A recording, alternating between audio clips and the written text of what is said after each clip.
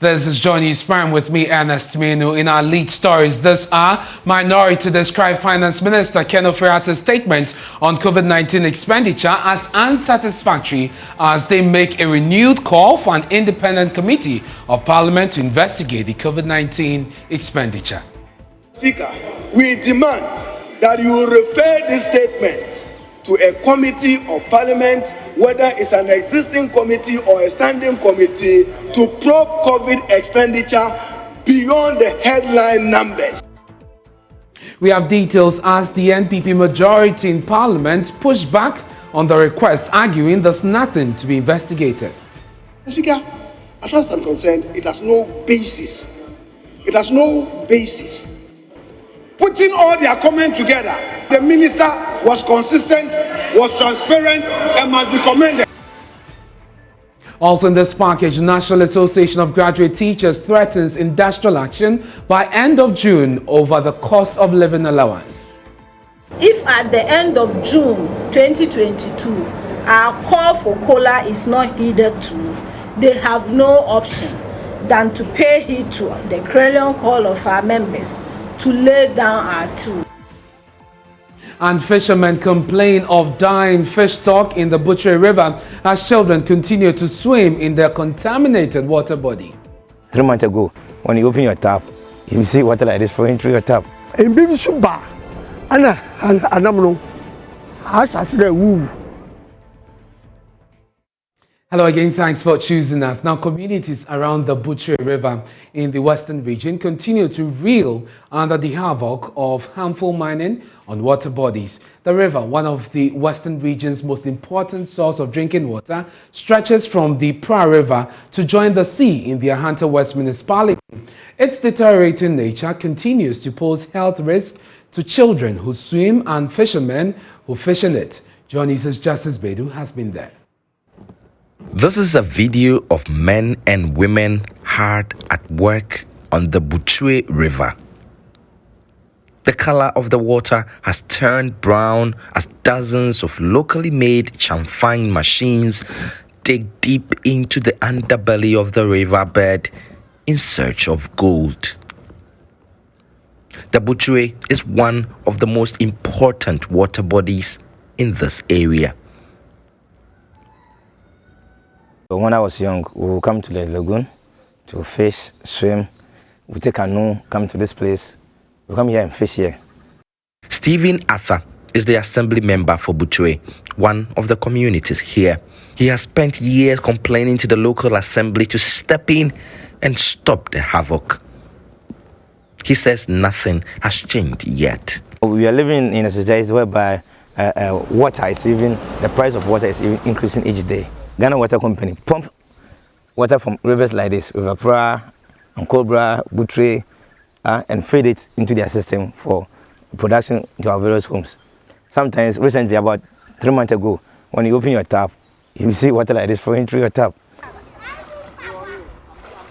Water from this river is a big resource for many, including children like 9-year-old Dinah Arthur, who bathes in it and fetches it for house chores too. Galamsey miners are the ones who have destroyed this river. The water is contaminated. There are some germs in it, and they enter our ears and go into our skin when we swim. When we sleep at night, my body itches badly, and I have rashes all over my body.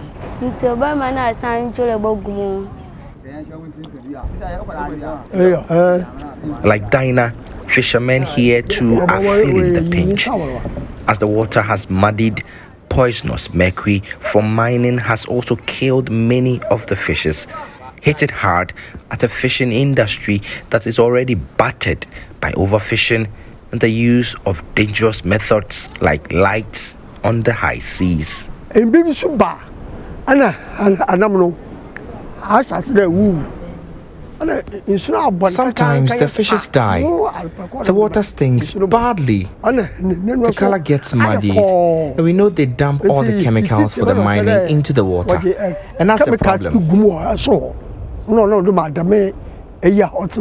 The poison is so dangerous that the fishes, whether big or small, are unable to survive. You can have 5 containers of fish. By the next morning, about 4 would have been dead.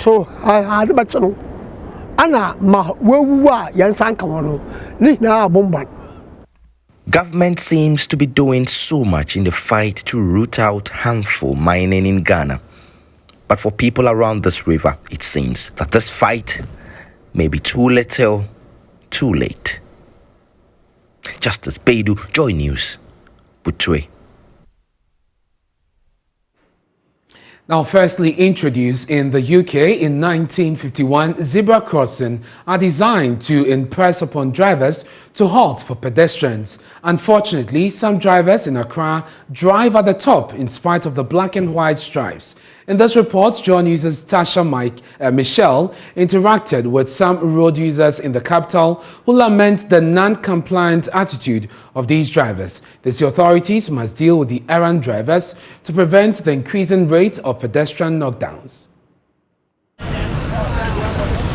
Data from the National Road Safety Authority revealed that a total of 1,155 pedestrians were knocked down between January and May 2022. Some of those who met their untimely deaths were knocked while using zebra crossings, which ordinarily should have provided safety for them. It appears that many drivers do not regard zebra crossings while plying the road. According to some pedestrians at the General Hospital, they always have their hats in their mouths when using the stretch. This is because, apart from the drivers failing to stop at the side of zebra crossings, some of the zebra crossings themselves have faded, posing more threats to them. Some of the challenges we do encounter here is that the zebra crossing is faded, and then you can't even see it on the road, and the drivers too will not stop for you to even cross. So there are times, we need to beg them attempt like crossing before they could stop for you to cross. And as for the school children too, they will stand here for about between 2 to 5 minutes before maybe one of the cars can stop for them to cross. And as for the old women too, unless maybe some of the young guys are passing and they want to cross before they can stop the cars for them to cross. We want maybe the Ghana Highway Authority or the people concerned should take note and then help us fix the zebra crossing. It's a bit difficult because sometimes when you want to cross, these vehicles, they don't stop. They know you wanted to cross, but they will not stop. Sometimes you have to use force. You have to step on the road. Some drivers are understanding, but others too, they will not stop. But this is a zebra crossing. They have to slow down, but when they get there, they don't slow down. That's the problem we are facing. It's not only me alone, but most of the students. It's become very difficult for us. I'm praying that the authorities will do something about it. At the Dankwa Circle around the police hospital in Accra, the zebra crossing is visible. However, students of St. Thomas Aquinas SHS say they feel unsafe because even when the cars stop for them, motor riders speed towards them. My problem is the motor riders, because sometimes when the drivers stop, the motor riders, they don't really seem to care. They just continue moving and they sometimes almost hit us, but we just have to stop. So sometimes even if the drivers stop, you have to keep looking if a motor rider is coming because you might get hit. Sometimes we'll stand here for a very long time before being able to cross. And sometimes when there's a traffic like this, they end up stopping on the zebra crossing instead of leaving a space there so that we can cross. So sometimes it's very challenging using it.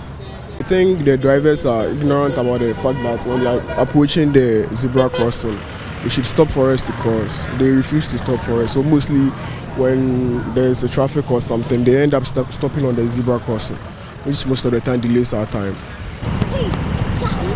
At the Labone Junction, the zebra markings are gradually wearing away, forcing authorities of the Labone STA school to deploy wardens to assist pupils who use the road. A warden who spoke to Joy News said regardless of their presence, some drivers still ignore the zebra crossings. I've realized either most of the drivers, both commercial and private, either they are ignorant to the profession or they intentionally decide not to observe the road signs.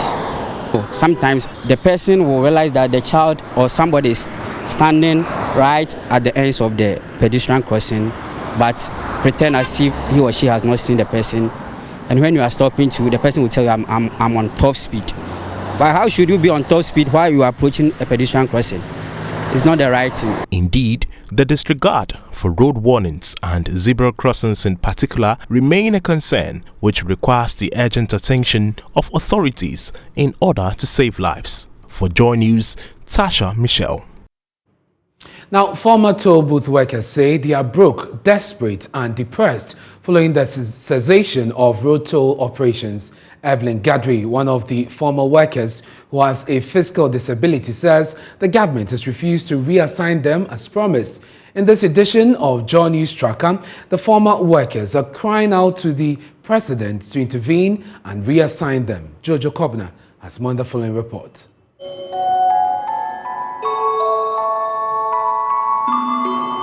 If I get the opportunity, not less than 50% of those engaged, to be given to the physically challenged, because it's one sure way of giving them some employment. The promise to employ persons with disabilities to collect road tolls subsequently became a reality. The NPP government put a smile on the faces of the people who were employed there. Subsequently, the Vice President, Dr. Mahmoud Bawumia, made a firm commitment to do more. Persons with disabilities would constitute not less than 50% of the people employed to operate toll booths across the country.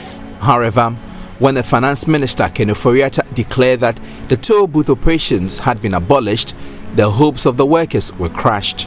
The government has abolished all tolls on public roads and bridges. The toll collection personnel will be reassigned. The expected impact on productivity and reduce environmental pollution will more than offset the revenue foregone. The pledge to reassign all toll booth workers has not come to pass yet. For 6 months, the workers have not received any salaries yet. So we respect because what free meeting and free because when we say they are what it will be able to meet you. But they say Juma no go in a day, ebusun fire nyahwe. At least ye did them, ye say ye did them, ye them din cry forget it say nya bibiye, ni nya kakra koya no a. Forget you forget them na ye di no. We are focusing on say be koyin nim. But after the way asan ba be kan na ma ye disability no ayekese. Problem na ayekese pa men kan dada. Enye easy. You know easier, yeah. The world is falling on me. I be praying for the man them. Don't nobody understand them. Yeah. You know easier, yeah. That is Evelyn Gadri. She used to work at the Pobiman toll booth. When the going got tough, she started hawking in the street to put food on the table for her 4 children. She waved through vehicles to sell her wares to commuters. But an accident around the Achimota Melcombe area has left her in shock. She identifies the girl who was involved in the accident in a video I had taken earlier. Lady back on a beggar or not what a wheelchair. Okita Mufra Ketua Minu be only twins. Tia, your one was a Mr. Cabiati free. Your fab franoso. When we at once, if Nina Minu day, I say, and I wouldn't coy. 3 days time no beka change our family ntino. Amani mama nso me na bi ote. Mama nso mbabium. On our because ni aye ne de. Ama me kura mbo na ese misuro se me ko. Evelyn joined other toll booth workers to picket at the Ministry of Roads and Highway, but that yielded no results. Yakuhun several times. The BIA is on the pipeline. The also is on the pipeline. The other time you go catch and say, "You train 1G11 into to what you to to cry a man of time." Kakani yes uncle bium. Your course is on the pipeline and the young Butre. Your pipe now say pipe ben cran go to cran won't to we the BIA pipeline. Evelyn is frustrated because her husband's shoemaking shop was also demolished, so he's also out of work.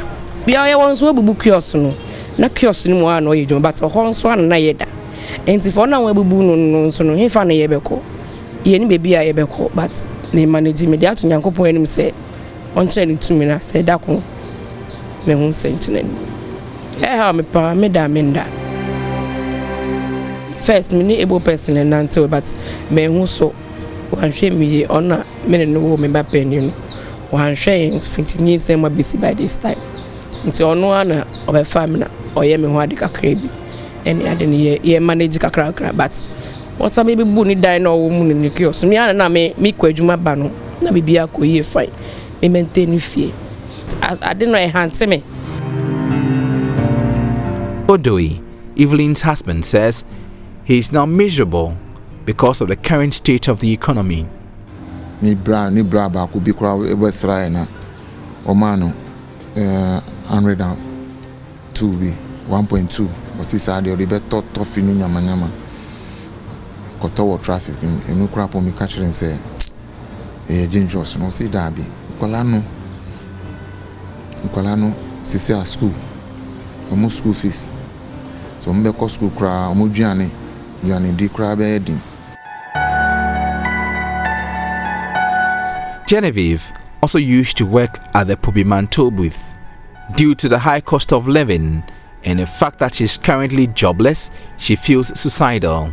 Se nyame ambemu a minim nia meye me ho because madwene mu eye me bebre sesi a misika nyina me kura me bank account kura de emi say last money me ban ko yi na ko fill forms bi no si mama scanner kan e wo NIB e ho na ye de ye pay fante e ho na ye save 50 Ghana. She says the news about the abolition of the toll booth took a toll on her. Prior to that news, a car lost control and crashed into the booth she was working in. She was trying to get away when she fell on her hip, breaking hip implants and worsening her condition.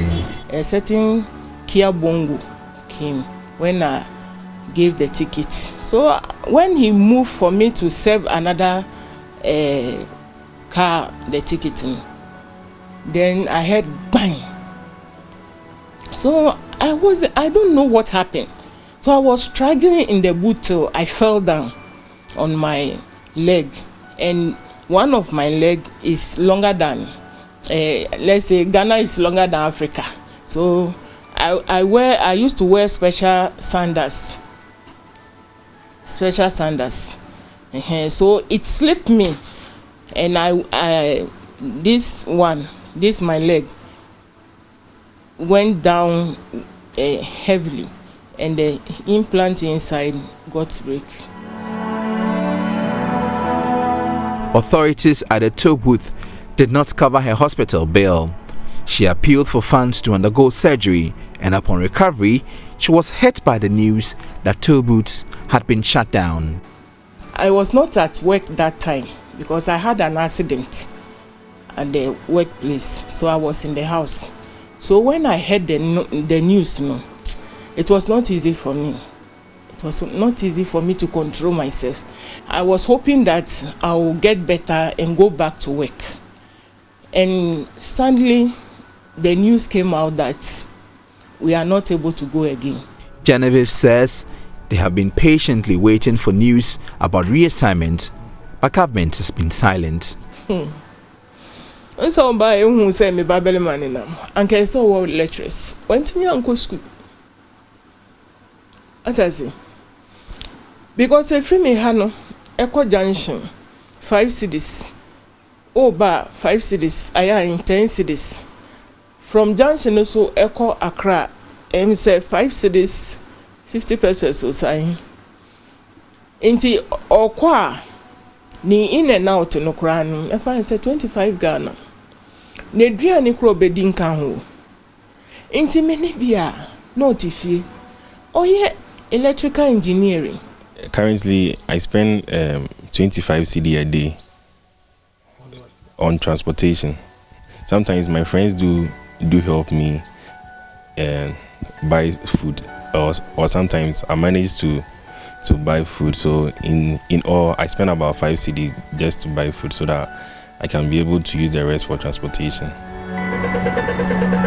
The head of the advocacy committee at the Ghana Federation of Disability Organizations, Alexander Bankole Williams, wants government to listen to the cries of his members. Unfortunately, the minister did not give us a deadline. He just indicated that there were some discussions ongoing. As I speak to you, I keep on getting calls from our members who benefited from this. There are people who have undergone surgery. There are people whose kids are now home because of this whole turn of events. If the government is not going to get jobs for them immediately, our plea is that the government should reactivate the toll booths. Evelyn and Genevieve are calling on the president to speak up about their concerns. Say when you know so okasa final on kasa number train say ampa ejuma ho e because the minister can engine di na ye engine di Mr. His Excellency Doctor Asemba ko kai na ye me den say the disabled are suffering and inti na omo ba be ye His Excellency the suffering no afi dia yekese. The Ministry of Roads and Highways says they will solve the problem. Isaac Ejay Kwache is the Deputy PRO of the Roads Ministry. The ministry does not have any agreement with the individual contractors or collectors. We cannot deal with them individually, but it is rather the company that employ them. But that notwithstanding, we are engaging with them to ensure that we'll find a amicable solution to some of these squabbles. When will government fulfill this promise? Jojo Kobna, Joy News Tracker. This is Joy News Prime with me, and that's Mino. Still to come, Minority described Finance Minister Ken Ofori-Attah's statement on COVID-19 expenditure as unsatisfactory as they make a renewed call for an independent committee of Parliament to investigate the COVID-19 expenditure. Mr. Speaker, we demand that you refer this statement to a committee of Parliament, whether it's an existing committee or a standing committee, to probe COVID expenditure beyond the headline numbers. Thanks for staying with us here on Joy News Prime. Now, the Speaker of Parliament, Alban Badbin, has directed a parliamentary probe into government's COVID-19 expenditure. The Speaker's directive followed a presentation made to the House today by the Finance Minister on COVID-19 related expenditure for 2020 and 2021. The answers provided by the Minister did not satisfy both the minority and the Speaker, who has now asked the joint committees of Finance and Health to probe the expenditure and report back to the House. Parliamentary correspondent Kweku Ashanti has more in this report. After failing on 2 occasions to make a statement on COVID-19 expenditure, Finance Minister Ken Ofori-Attah finally appeared before Parliament to render an account of government's expenditure on COVID-19. According to the Finance Minister, government has spent 12 billion cedis on COVID-19 related expenditure for 2020 and 2021. For the year 2020 and 2021, the program expenditure amounted to 15.763 million for the COVID-19 related expenditure, out of which the actual utilization was 12.036 million. In 2020, a total amount of 11.162 million, this includes a cap, was programmed for COVID-19 related expenditure. Out of this amount, a total of 8.12 billion was utilized. The amount was utilized to provide support to households, supply equipment and provide relief to health workers, health infrastructure, security operations, evacuations, quarantine and coordination, economic relief, stabilization and revitalization, and COVID-19 complementary releases. Mr. Speaker, a total amount of 4.6 billion was programmed in the 2021 budget for COVID-19 related expenses. At the end of 2021, total utilization was 3.9 billion, representing 85% utilization. The minority in Parliament have described the responses given by the Minister as inconsistent and unsatisfactory. Ranking member on the Finance Committee, Dr. Kisela Toforsen, says the minister did not account for about 7.3 billion cedis. One particular one that is conspicuously missing in it is the COVID-19 Trust Fund that was established by the President of the Republic of Ghana. Mr. Speaker, that is critical because any amount that accrued to the fund is public fund and it should be accounted as such. So far, from 2020 to December 2021, he has spent 12 billion of that money, 12 billion. What he has failed to do is to tell us that between the 19.3 billion and the 12 billion, the difference of 7.3 billion, where the money is and what they have used the money for. I call on you, Mr. Speaker, to set up an ad hoc committee so that we can bring the various head of the MDAs, in particular, that spent the money, to account for this in detail. Minority Leader Haruna Idrisu backed the calls of his ranking member for an independent probe into the expenditure. The president says 17.7 billion. The minister says 12 billion. Yet he received 19 billion. The rest of the money we are demanding. So, Mr. Speaker, we demand that you refer this statement to a committee of Parliament, whether it's an existing committee or a standing committee, to probe COVID expenditure beyond the headline numbers. But the majority side opposed this request. Both the majority leader, Osei Mensah Bonsu, and his deputy, Alexander Afenyo-Markin, argued the NDC minority had no justifiable basis to make the request. There are subject matter committees that can have responsibility. Why can't we ask for the setting up of an ad hoc committee?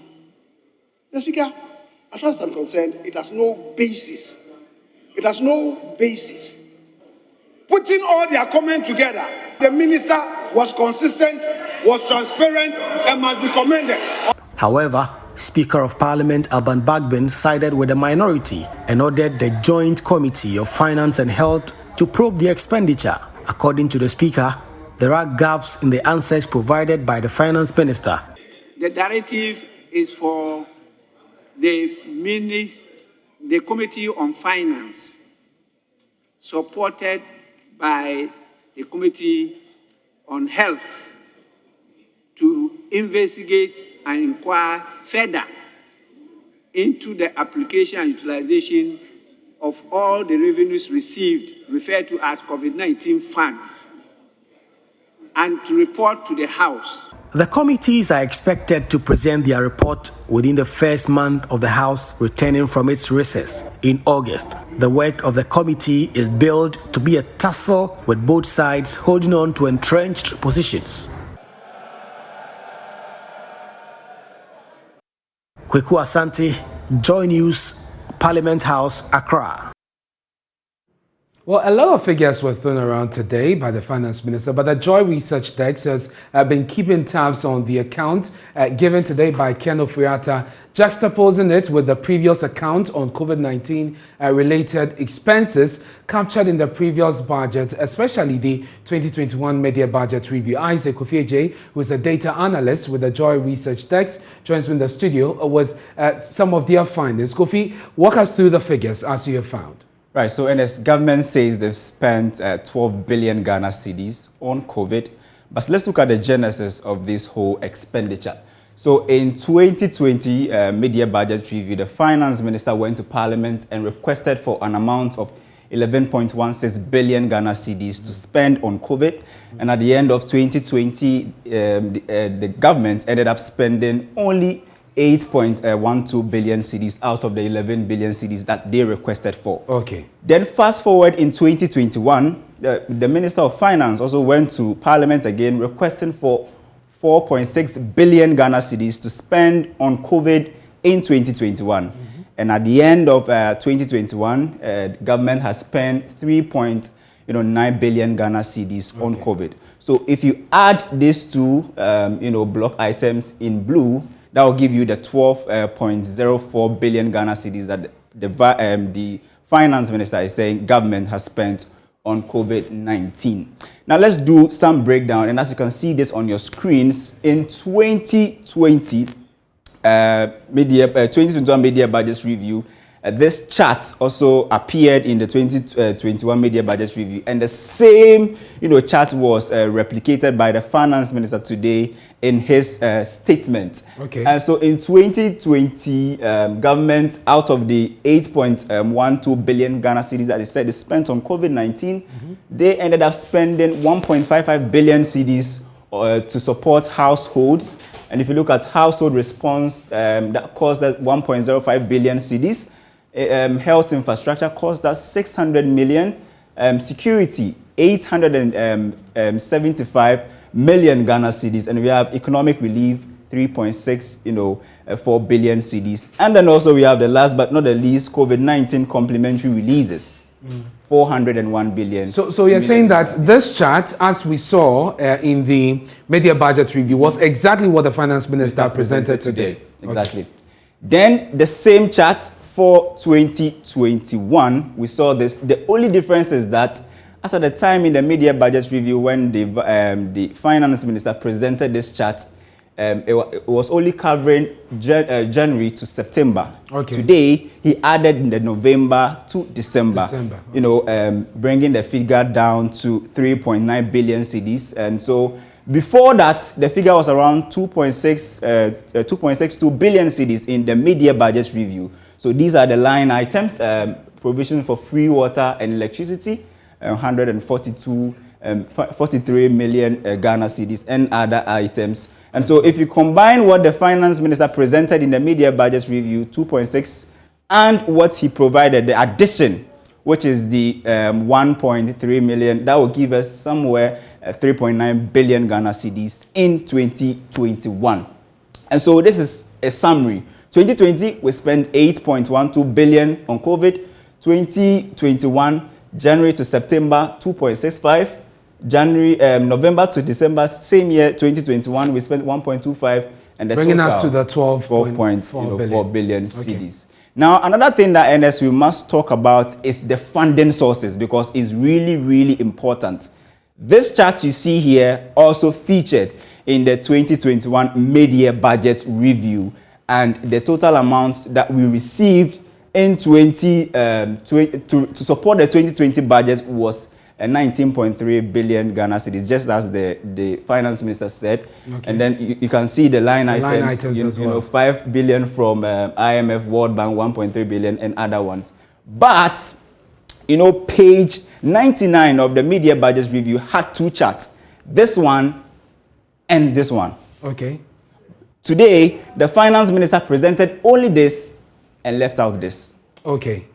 Which is somewhere 6.29 billion Ghana cedis. Now, if you add this to the previous one, this means that this will bring the total amount that we've received as support for COVID to 25.68 billion Ghana cedis. So the question is, why did the finance minister present two charts, this and that, in the media budget review, but only presented this today in Parliament, which is partly, part of the reasons why the minority is saying there's a disparity and it must be probed. Kofi, thank you very much for bringing us those details and making it clear. Let's go to Kumasi now. A Bantama youth group there has resolved to mount stiff competition to the 47 NPP members of Parliament in the Ashanti region for failing to lobby development to the region. Now, the Ashanti region, a stronghold of the NPP, provides safe seats for parliamentary candidates who contest on the party's ticket.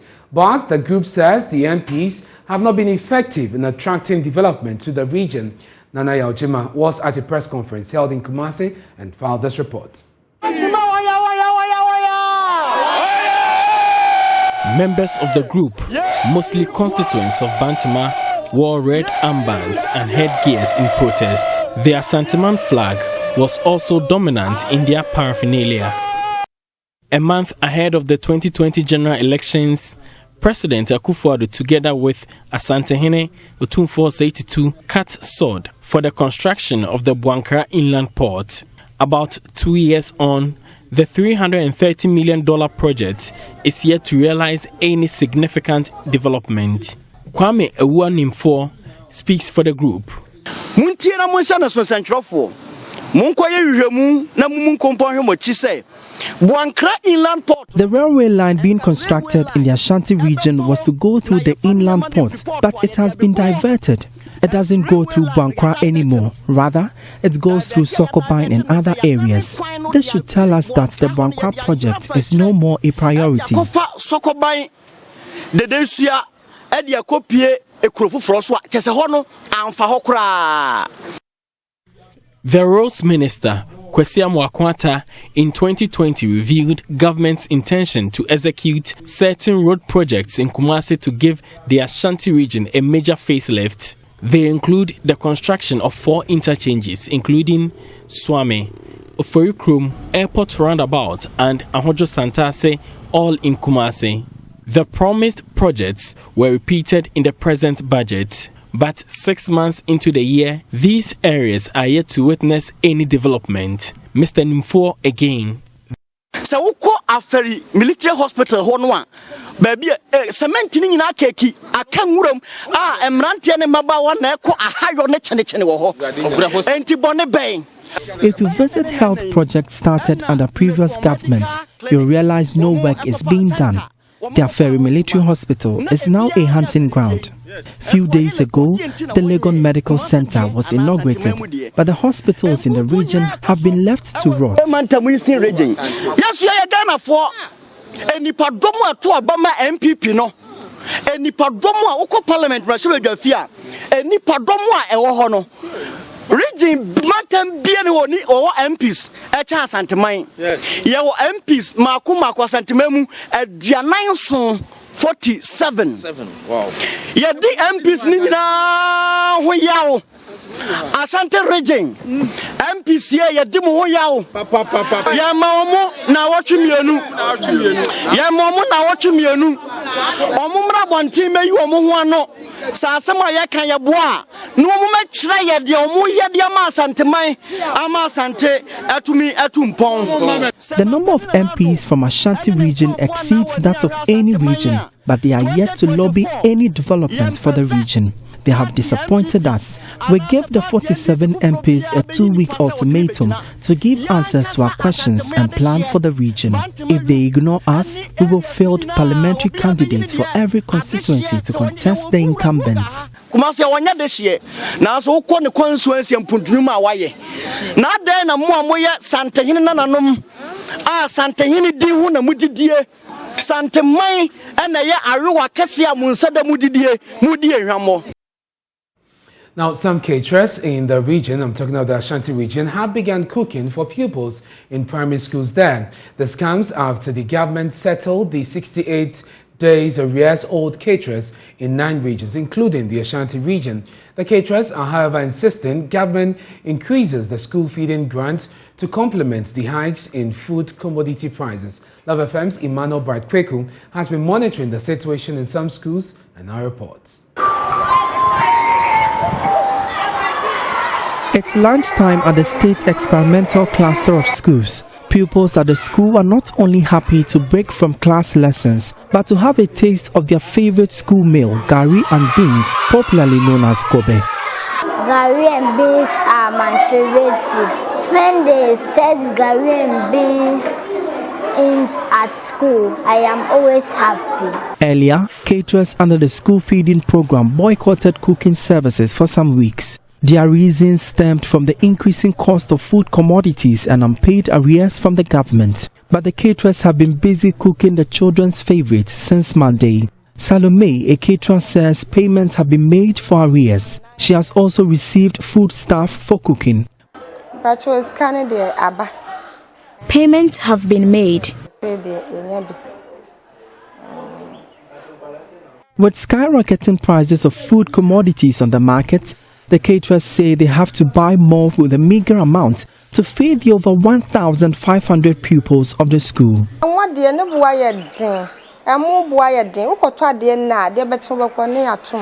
Rice and oil are now expensive. The prices of the foodstuff keeps changing every day. We are managing to cook for the children.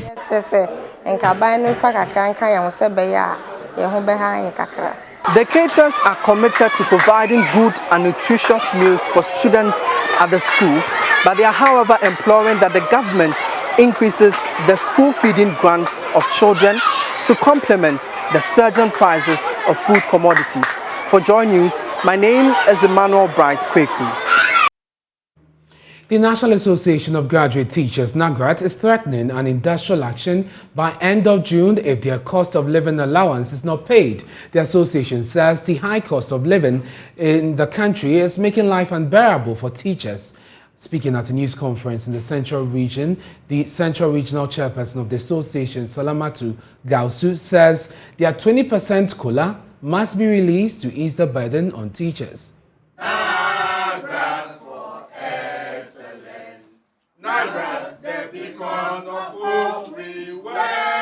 Between January and now, fuel prices have increased by over 50%, which has affected transportation costs by 35%. A bag of cement was 47 cedis, now 65. A ball of kenke was 1 cedi 50 pesos, now 2 cedis 50 pesos and 3 cedis. Olonka of gari was 14 cedis, now 20 cedis. A cup of beans was selling 3 cedis, now 6 cedis. A carbolic soap was 1 cedi 50 pesos, now 3 cedis. Sanitary pad was 6 cedis, now 10 cedis. A tuber of yam was 12 cedis, now 25 cedis. A cup of sugar was 2 cedis, now selling at 5 cedis. A sizable loaf of bread, which used to be 6 cedis, is now 12 cedis. These astronomical increases in prices have compounded the plight of Ghanaian teachers, workers who is virtually living life support, which is living on life support. We as a union whose core mandate is to promote the welfare of our members cannot sit down unconcerned while we go through this suffering that has no end in the sight. Ladies and gentlemen, the Central Regional Branch is throwing its weight behind our leadership to impress upon government to grant COLA of 20% by the end of June 2022. We have come to our wits' end. We can no longer bear this pain. We therefore demand of national leadership that if at the end of June 2022 our call for COLA is not heeded to, they have no option than to pay heed to the clarion call of our members to lay down our tools. We're grateful you could spend your evening with us. We have more stories when you log on to myjournline.com.